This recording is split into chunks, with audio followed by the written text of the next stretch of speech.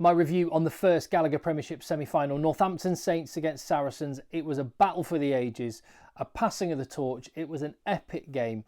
And yeah, lots to talk about. So if you get value from the channel, if you love your rugby, then give the video a thumbs up. Leave your comments down below. I'm Tim. This is Egg Chasers. Thank you very much for watching.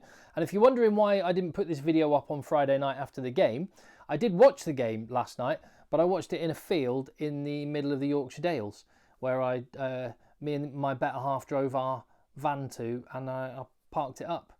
And I watched the match with a little roaring fire going on at my feet, but not enough signal to be able to upload a video. So hey, here I am. I'm allowed to have a life outside of rugby. Not much of one, mind you, but a little bit. Yeah, what a match. An end of an era for Owen Farrell. An end of a dynasty for Saracens, who will not be contesting the final this year. And maybe a new dynasty is forming in the East Midlands with a young, motivated and a Northampton Saints team with a whole lot of edge. It was a brilliant match. It did have that feel, didn't it? Kind of last dance for Saracens. Full stop at the end of a chapter. When you lose a guy like Owen Farrell, they're not going to be the same team next season. And if they do manage to achieve the heights they have done in the past, it will be remarkable. But there is something bubbling. The new pretenders are in town and they mean business. And deservedly, Northampton Saints make their first final in a decade. And the noise at the Gardens, it just sounded off the charts. The atmosphere just was bouncing. And the thing that struck me above all else about this game, just the physicality from both teams, the hits that were going in, the level of commitment that was on show, it was awesome. And Northampton Saints' Courtney Lawes has been saying for a long time now, rugby needs to lean in to the things people love about it, the violence, the physicality. And it's almost been a bit of a dirty word. There's been people telling you that, oh no, just don't talk about that, don't talk about that. And even the people behind Premiership Rugby almost didn't want to celebrate that. But finally, it feels like the pendulum is swinging back and people are going, no, this is why people play, this is why people watch, and this is what people want to see. And legal violence was on show in force, and I absolutely loved it. What a match, which was on a knife edge. And the fact it was on a knife edge is testament to Saracens' character, because Northampton were the better team, and there were points in that match, more than one point in that match, where you thought, this is going. All Northampton needed to do was land the knockout blow, but Saracens just would not go down. It was like a heavyweight prize fight and Saracens showed so much heart.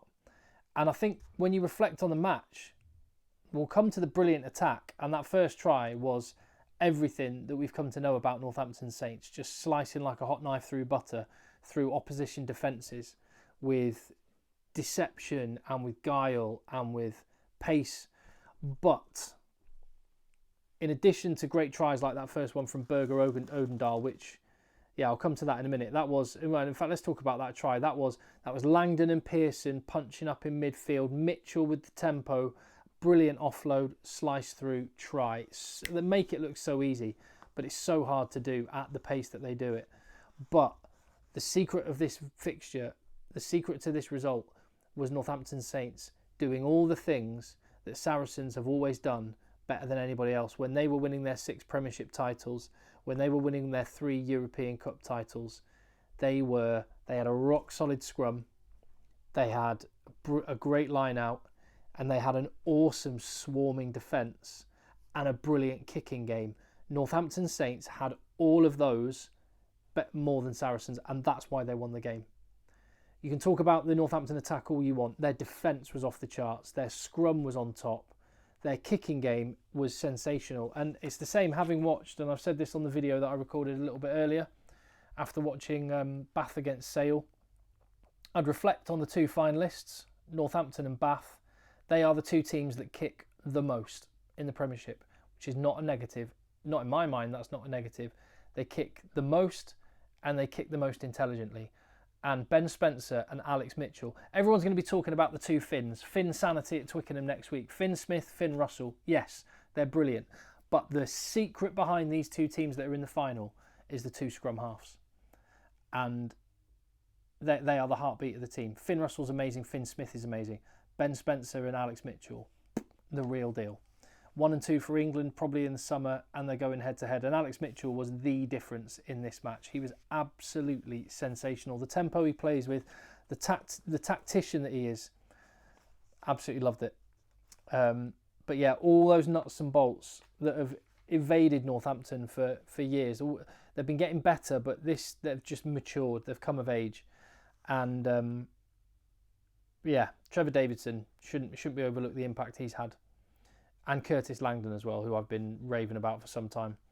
But yeah, first try for Berger Odendahl. That was after it was 6-0 to Saracens through 2 Elliot Daly penalties. Then this is when you thought Saracens are on the ropes here, because it was just defensive pressure, errors, great kicking game, territory, squeeze. 10-6, 13-6, 16-6. And that's as it was at half-time. And you thought, second half, the dam could burst. One try from Northampton and the game is done. But Saracens are Saracens, and they haven't got as good as they've got and gone as far as they've got without having some minerals. And that try that Alex Lewington scored was outrageously good from Owen Farrell. Dummy, break, nudge through, perfectly weighted, and a brilliant try. And let's just talk about Owen Farrell for a second, because we've only learnt this after the game. Is this not the most Owen Farrell thing you've ever heard? Owen Farrell played the match with a torn quadricep and didn't even warm up before the game because it was that bad. And he goes out and puts in some world-class touches and drags his team by the scruff of the neck to almost a victory against the odds. That says everything you need to know about Owen Farrell. The other thing I love about that, he didn't say it, Mark McCall didn't say it. Even after the game, when Owen Farrell was being interviewed, didn't get mentioned. Mark McCall waited until well after the match to even mention it. They are classy. And I've talked about Owen Farrell on this channel a lot.